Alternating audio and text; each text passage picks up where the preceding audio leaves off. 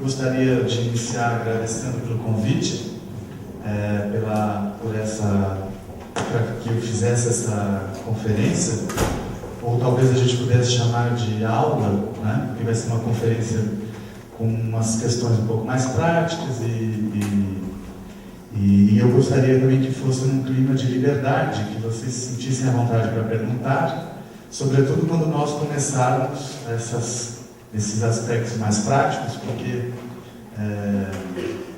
como se dizia na Idade Média, um erro no começo vira uma catástrofe no final. Se a gente vai acumulando dúvidas, no final não tem a menor ideia do que se está falando, né? Então, vamos chamar de aula, conferência, né? Para que vocês se sintam à vontade para levantar a mão e perguntar, né? Como eu estou falando no microfone e olho um pouco em geral, talvez vocês tenham que ajeitar o braço para eu perceber. E é uma grande alegria para mim ministrar essa aula, porque não só pelo projeto da escola do Diese, né, pelo vínculo que a gente pode começar a estabelecer, né, eu já sabia, evidentemente, da existência do Diese, já tenho uma amiga que trabalha aqui, mas nunca tive a oportunidade de visitar você. E estou realmente bem impressionado. Já era bem impressionado com o trabalho do Diese, mas estou falando agora do local, da acolhida que eu recebi, tudo isso.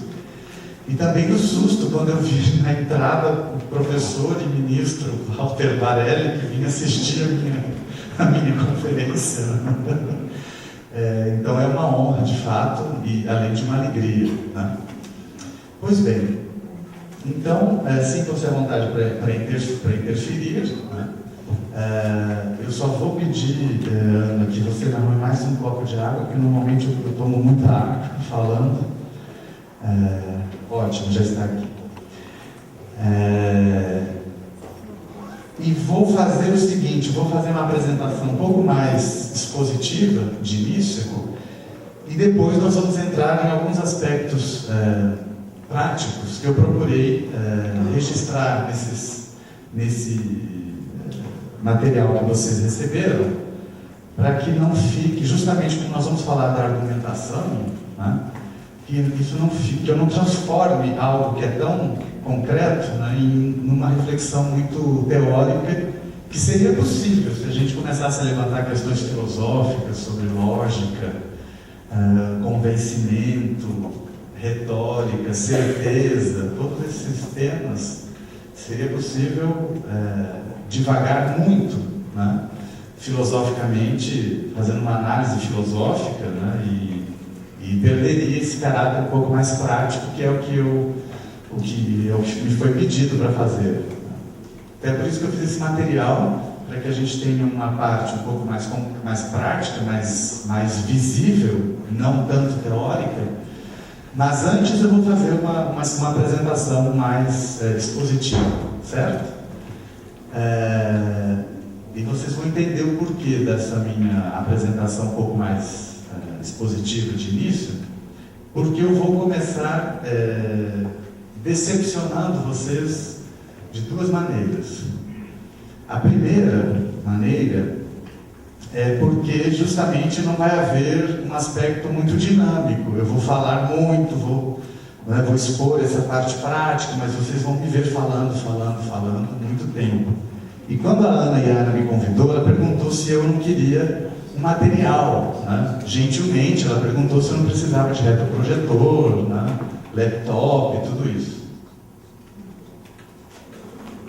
Eu disse que não. E esse não se deve a várias razões. A primeira é que eu não sou muito bom nisso. Cada vez que eu invento alguma coisa fica pior do que se eu não tivesse inventado, né? E a segunda é por uma razão filosófica. Por quê? Porque eu tenho a impressão de que muitas vezes, em que alguns temas filosóficos são tratados com retroprojetor, dependendo de quem apresenta, evidentemente, não estou dizendo que isso é regra, mas dependendo de quem apresenta, justamente a reflexão filosófica fica muito prejudicada. Por quê? Porque ao passar das telas, justamente o que nós vemos é não argumentação, é falta de argumentação. O que muitos expositores fazem? Escrevem, né?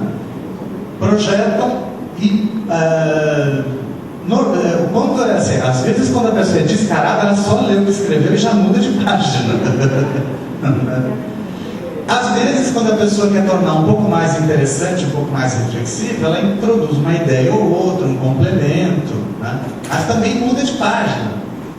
E o problema que eu identifico é que nós não exercitamos mentalmente, né, a nossa tarefa de articular uma tela com a outra. Porque o problema não está nas telas e no que se apresenta. O problema está nos vínculos que se devem estabelecer entre as imagens, entre as telas, as frases. Né? E é claro que eu poderia ter projetado isso aqui. Né? Teria talvez economizado o papel. Por outro lado, vocês estariam preocupados em copiar a tela e coisas assim.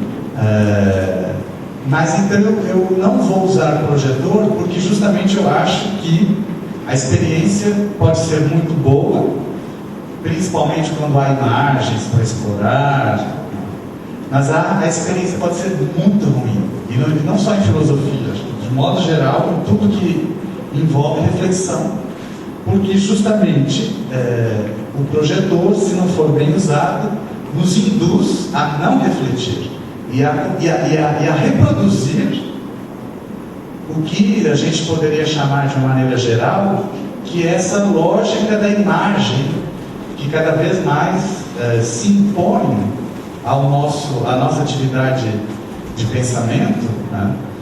E que prejudica o nosso esforço de articular as ideias, de dizer os porquês das nossas hipóteses, né? Na medida em que a gente só projeta imagens. E o problema é transformar o texto em mais uma imagem, simplesmente. Então, essa é a primeira decepção. A segunda, talvez seja um pouco mais grave. Porque eu vou dizer o seguinte, já de saída. A argumentação não é um negócio que está muito em moda. Vocês que trabalham certamente com atividades mais práticas do que a minha, né? Porque afinal eu estou entre os livros e os alunos, não quero dizer que isso não seja prático também, não é porque eu fico às vezes pesquisando na minha casa que isso não tem lado prático, mas é que de fato eu não estou tanto na ação, como na ação política, como certamente vocês estão, ou então na área do direito, né? Não sei o que vocês diriam, mas para alguém que é mordido pelo mosquito, né, da história da filosofia, o que nós observamos é que cada vez menos a argumentação está em moda. Dizendo isso de uma maneira mais rigorosa, mais filosófica, nós poderíamos dizer que a argumentação cada vez menos é um valor. E vou dar um exemplo. Há uns 15 dias eu estava ouvindo a rádio no carro, e não vou dizer o nome, se alguém ouviu vai identificar, né? Então é melhor não ficar dizendo nomes, mas e pela função dele vocês talvez até conheçam, mas falava na rádio, era entrevistado um senhor, que aliás eu nem posso dizer o nome porque eu não lembro,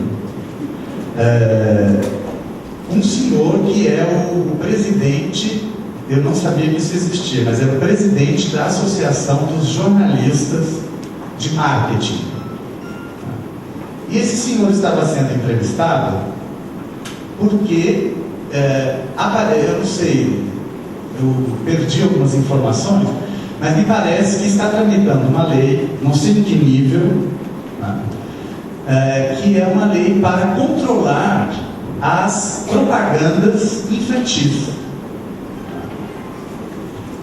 Não sei em que nível, talvez vocês saibam, não sei se é no Estado, na Federação, enfim.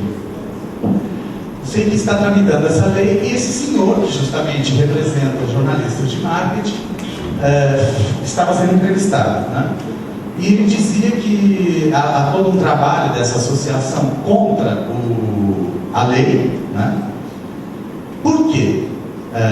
Foi a pergunta do jornalista. Por quê? Então vejam, vamos devagar, né, como andor do que o santo é de barro. Acho que talvez seja de porcelana, mais frágil ainda do que de barro. A primeira resposta que ele deu foi a seguinte: olha, nós vivemos, o argumento de que nós temos que diminuir as propagandas de produtos infantis é um argumento falso, dizia ele, porque eles dizem que nós temos que tirar um pouco desse incentivo para que as crianças consumam, né? Mas vejam, dizia ele, nós estamos inseridos numa sociedade de consumo. Toda essa linguagem começou a me chamar a atenção, né? Então eu aumentei um pouco o volume, disse, como é que esse homem vai chegar, né? Na crítica do capital, ou uma coisa do tipo? Vamos ouvir. Então, nós estamos inseridos na sociedade do consumo e nós temos que, inclusive, preparar as crianças para lidar com essa dinâmica, que é a dinâmica do consumo. E os pais é que têm que ter um trabalho de esclarecimento, dizendo, não evitando que a criança tenha contato com o que é ruim, mas dando à criança as condições para ver que aquilo é ruim. Eu disse, está interessante, mas não sei. O repórter começou a apertar um pouco mais esse senhor, né? E ele começou a ficar um pouco tenso. A gente via, dava para sentir pela voz. Ele disse, depois de uma pergunta lá do repórter, e você quer saber? Eu disse, agora vem a verdadeira razão. Quando ele disse isso, eu já entendi. Você quer saber? Vocês que estão na rádio, vocês não entendem o nosso trabalho, porque vocês são financiados por patrocinadores o tempo todo.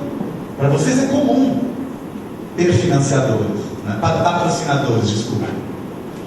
Mas agora pensem nas outras mídias, na mídia escrita, no jornal, na revista. Uma revista que sai uma vez por mês, diz ele, vive as línguas, porque não tem anunciante.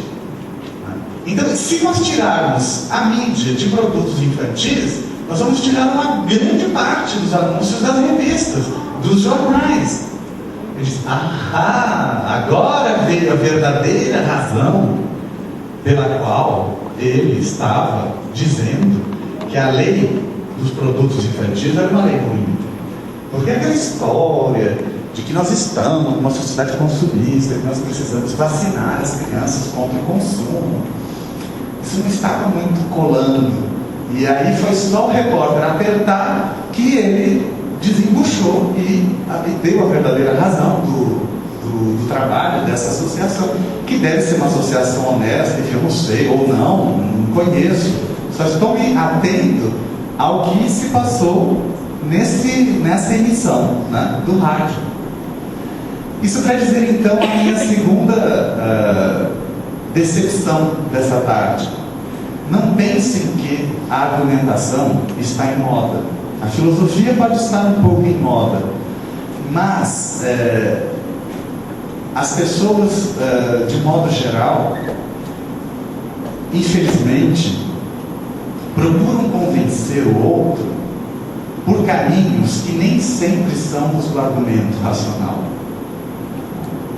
Nesse caso da emissão do programa de rádio, tinha uma aparência de racionalidade, de tentativa de encontrar um fundamento para justificar ou a lei ou para anular a lei, né? Mas no fundo o que estava em jogo era um interesse comercial, não era o verdadeiro argumento que ele tinha dito. E, em segundo lugar, na própria maneira de ele argumentar, eu percebi que quando ele ficou nervoso, ele foi para o grito. E aí soltou a verdadeira razão.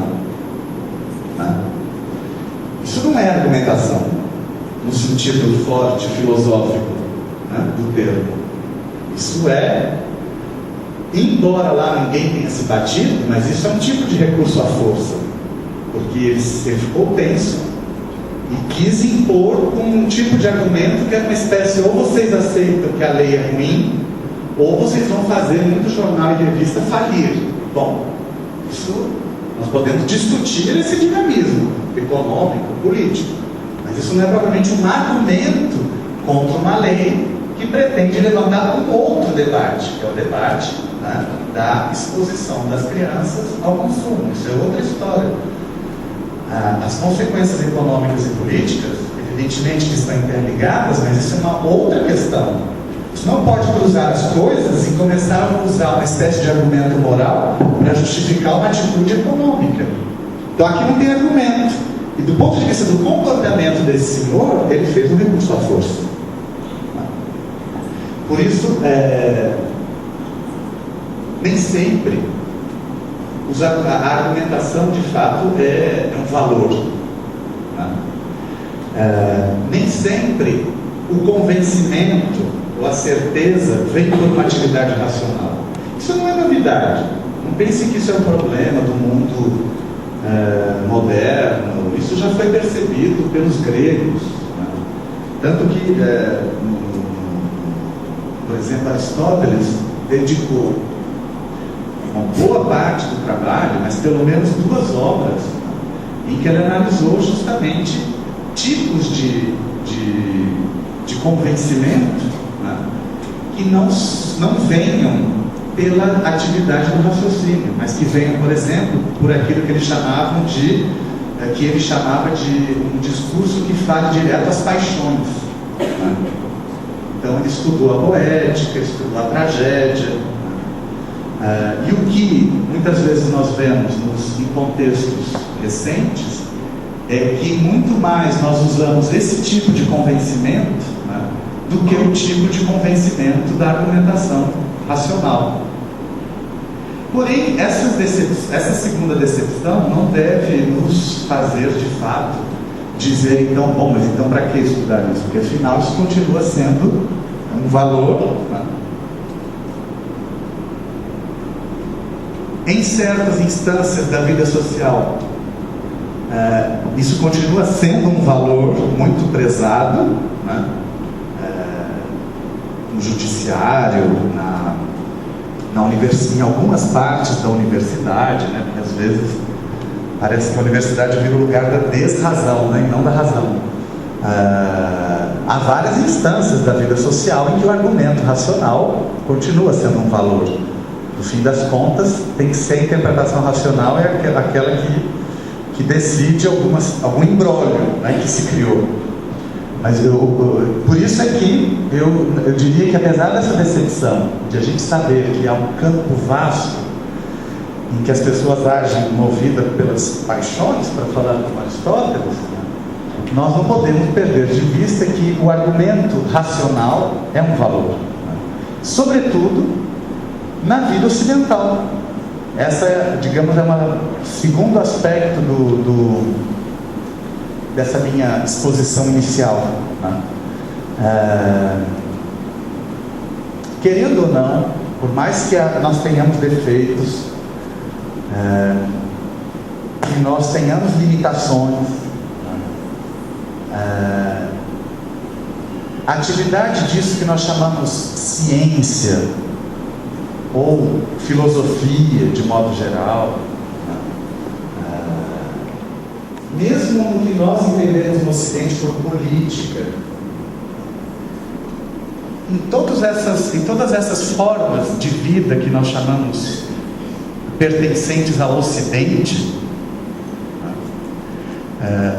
a argumentação racional ou a razão de modo geral é um valor, por mais que ela tenha sido agredida no século XX, né, com horrores que nós conhecemos, em séculos anteriores, mesmo atualmente, mesmo que às vezes ela conduza a situações paradoxais, né, como eu acabei de mencionar o século XX, né, foi em nome da razão que surgiu a ideologia nazista. Né? Nós não podemos perder isso de vista. Mas apesar disso tudo, a atividade do pensamento que procura entender a lógica interna, o dinamismo interno de tudo, é um valor. Isso formou a nossa vida ocidental. Nós não podemos falar, por exemplo, de república no mundo moderno sem entender a história da república, da noção de república. A história dos governos, seja na Idade Média, seja entre os gregos, entre os romanos. Nós não podemos falar de verdade ou de ciência, né, sem também fazer a história do termo. E é justamente aqui que nós encontramos as raízes disso que nós chamamos de argumentação, e por que isso é um valor para nós. Então, se vocês me permitem, eu vou fazer um breve percurso histórico para justificar depois por que nós vamos ficar fazendo esses esqueminhas, porque senão eles por eles, parece que nós estamos fazendo uma espécie de anatomia do cérebro, né, da parte pensante, né, da alma, mas de onde é que isso sai? Isso aqui não foi eu que inventei, longe de mim. Mas justamente a ideia do argumento que visa convencer o interlocutor com base em dados e justificativas, né, racionais, também é uma criação grega. O que eu quero dizer com isso? O que eu quero dizer com isso é que esse método, né, de pensar, de falar, de construir um discurso, procurando o sentido das coisas, o sentido dos acontecimentos, o sentido da natureza, o sentido dos comportamentos, o sentido das ideias. Isso é uma criação grega. Já se discutiu muito sobre isso, aqui talvez não seja o lugar de eu entrar nesses detalhes, mas é um consenso entre os pesquisadores dizer que a filosofia nasceu com os gregos e que o argumento é o método da filosofia. Mas como isso nasceu? Vou fazer aqui um breve resumo. Uma pergunta que os historiadores sempre fizeram é por que isso nasceu na Grécia? Com tantas tradições sapienciais, né, na Ásia, por exemplo, por que isso que nós chamamos filosofia não nasceu na China, na Índia, foi nascer na Grécia? Isso é um debate imenso, mas há várias razões. Do ponto de vista material, os gregos, segundo os historiadores, os gregos se encontravam numa situação bastante privilegiada, porque eles já vinham desenvolvendo uma série de práticas, né, que deram origem, que permitiram o surgimento desse tipo de pensamento argumentativo.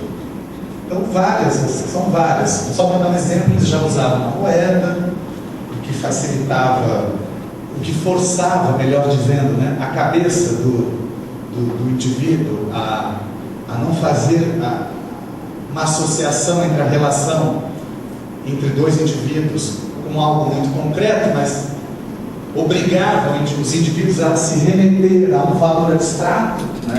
Eu sei que essa história de que o dinheiro abstrato também pode ser uma imagem ideológica do dinheiro, mas a questão é que, querendo ou não, nós somos obrigados a lidar com um tipo de símbolo, né? Porque afinal, eu não preciso mais trocar uma vaca por 1 quilo de sal, né? Mas também não te dou, sei lá, não sei como dar um exemplo assim do tempo da Grécia, né?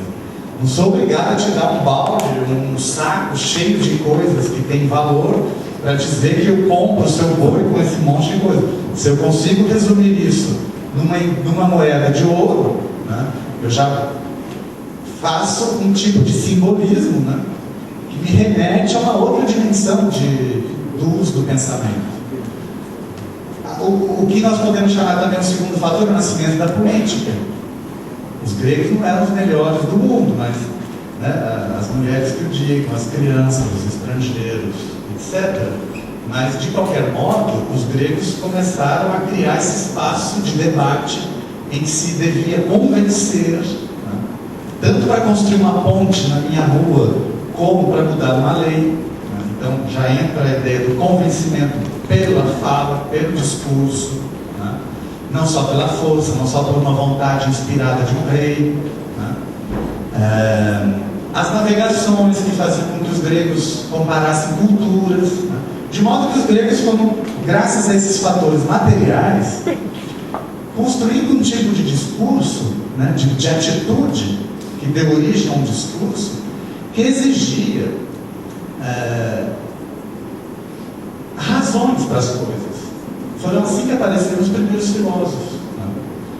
Os ditos pré-socráticos, no fundo, eram, como os medievais os chamavam, eles eram físicos. Por que eles eram físicos? Ou fisiólogos?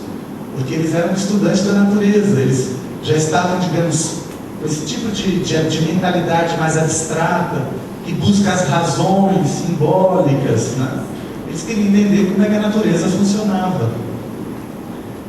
Depois desses físicos vieram os ditos sofistas, por causa desse nome negativo que vem de Platão e Aristóteles. Mas os sofistas eram muito espertos, porque aquilo que os físicos faziam com a natureza, né?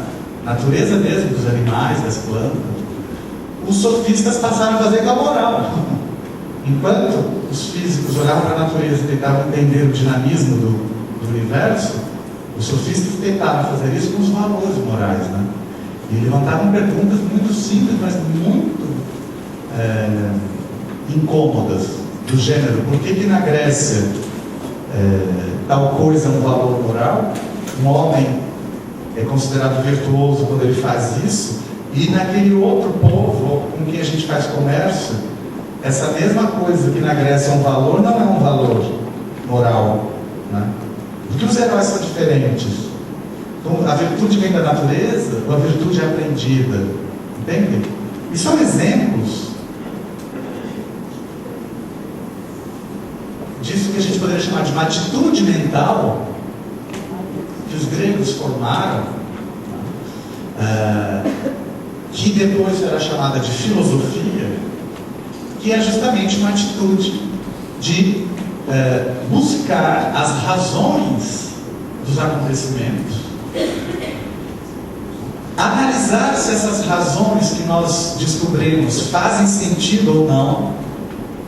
Aqui é que começa, enfim, são os fundamentos mesmo, né, da filosofia. Há uma análise das razões, uma análise interna, para ver se as razões se combinam ou não. Muitas vezes a gente diz: mas fulano X, esse filósofo X é tão chato, que tudo que a gente diz, de tudo que a gente diz, a gente discorda. O problema é que às vezes o filósofo é levado a discordar de tudo, na medida que ele percebe que em tudo tem algum problema na conexão das ideias. Essa é a especificidade do filósofo, é ver se nas razões que a gente levanta, se elas combinam ou não. Por exemplo, houve todo um debate que tentou defender que a filosofia, na verdade, tinha nascido no Oriente e migrado para a Grécia.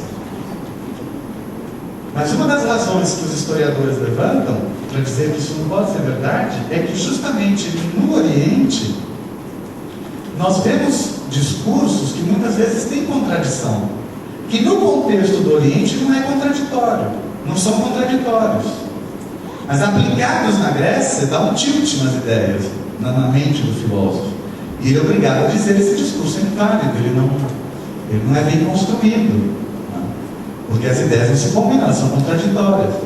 Só um exemplo bem claro para vocês perceberem: a doutrina do Yin e do Yang, aplicada na filosofia, numa perspectiva filosófica, implode.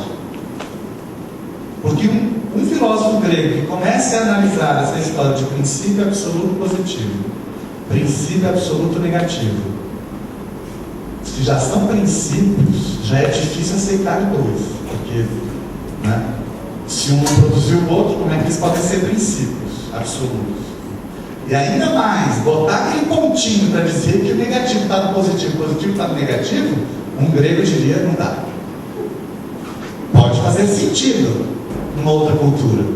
No discurso, nesse discurso que aos poucos foi se chamando de filosófico, né, não dá para fazer sentido. Por quê? Tem que obedecer à lei da contradição. Justamente aqui é que nós estamos na base do que depois nós vamos chamar de razão ocidental. Não estou dizendo com isso que a verdade está no Ocidente, nem que ela está no Oriente, nem que não está aqui, nem que não está ali.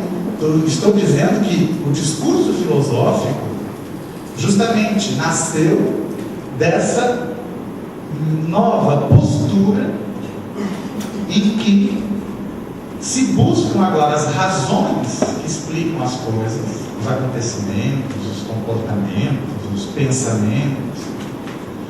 E essas razões têm que apresentar um comportamento tal que elas não se negam, elas não se contradizem, elas permitem concluir outras coisas, né? É por isso que, aos poucos, a filosofia grega foi se descolando da explicação religiosa, da mitologia. Ela não negou a mitologia, isso é muito curioso, é um fenômeno muito interessante que aconteceu na Grécia e que perdura até hoje. Não é porque se faz filosofia que se deve negar a religião. Uma coisa não tem nada a ver com outra. Platão, por exemplo, não teria explicado muitas coisas do que explicou se não tivesse recorrido à religião mórfica. E ele era um filósofo. Só para dar um exemplo.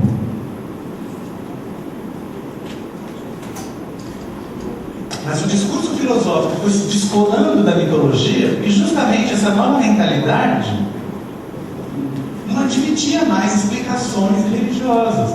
Não que dissesse que elas estavam erradas, mas diziam, bom, além da explicação religiosa, nós queremos encontrar razões que nós possamos analisar no nosso campo de experiência. Então, em vez de explicar que uma guerra aconteceu porque uma deusa ficou brava com outra deusa que olhou para o Deus dela, né? O filósofo diz, bom, ok, isso diz Homero, mas vamos analisar o que aconteceu entre Esparta e Atenas há 50 anos atrás, para ver se não há algum tipo de explicação para a guerra que aparece agora. Entende? Esse tipo de busca de razões analisáveis, calculáveis, digamos assim, é que caracteriza o saber filosófico. E isso continuou até o século XVII, XVIII, quando aí começou de fato uma tentativa de separar totalmente o discurso racional e filosófico, científico, do discurso religioso, místico, simbólico, literário, né? Depois disso houve reações, né? Os românticos alemães, por exemplo, não aceitaram essa cisão. E mesmo no século XX há filósofos que dizem isso aí é meio artificial, porque o ser humano não tem gavetas, né? Em que ele diz, agora eu acho como um ser religioso. E só que às 7 da noite, quando eu for no terreiro, eu lá, né, assumo. Agora eu eu confundi os horários. Agora eu estou numa aula de música porque eu sou um homem lógico. Né? Olha o ato falho. Sou um homem lógico agora, né? Filosófico. 7 da noite, quando eu for na igreja, no terreiro ou no centro, lá eu entro pela porta dos fundos, faz conta que ninguém me viu, mas é porque lá eu vou buscar coisas religiosas, né? Mas aqui eu sou filósofo, matemático, físico, e às 7 da noite eu tomo uma outra atitude. Alguns filósofos dizem isso, o ser humano não é assim, não tem compartimentos, né, na sua vida interior. Mas só para dar um exemplo, isso já foi posto em questão, mas é só para dizer que não é porque a filosofia descolou-se da explicação religiosa que ela implica necessariamente e não só da religião, da literatura, porque religião e literatura no mundo grego não são coisas fáceis da gente distinguir, né? Aliás, elas são indistinguíveis do ponto de vista dos textos.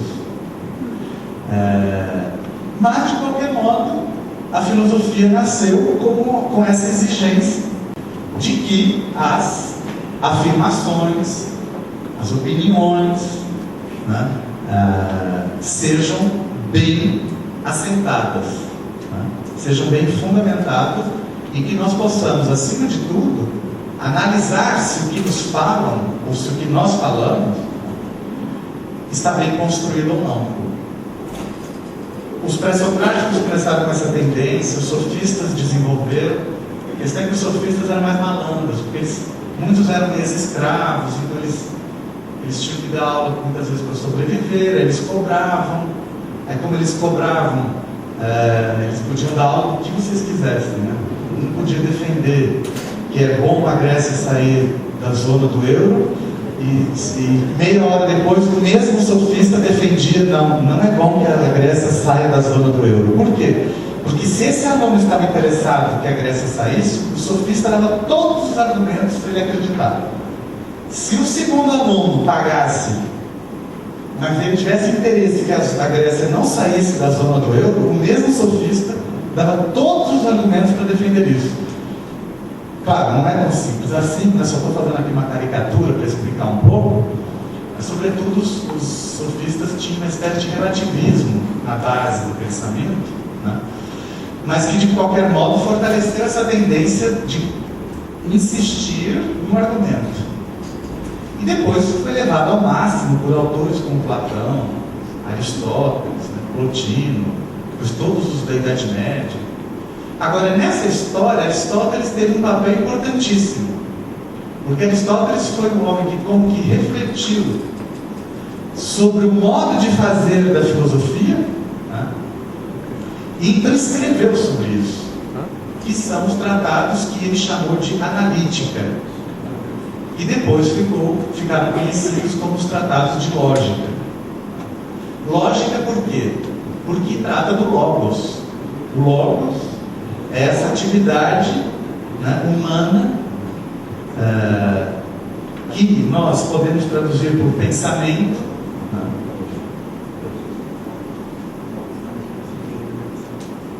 Porque não é tão simples assim de falar pensamento, né? É a capacidade que os seres humanos têm. Por quê? Porque eles são habitados pelo mesmo princípio que habita a natureza, de maneira que, como nós somos habitados pelo mesmo princípio que habita a natureza, nós temos uma base para identificar esse princípio. É isso que está por trás da palavra grega logos, né? O pensamento. Não é uma simples atividade, é uma correspondência, como se diz em filosofia, é uma homologia, né? Há uma equivalência de princípio entre nós e as coisas.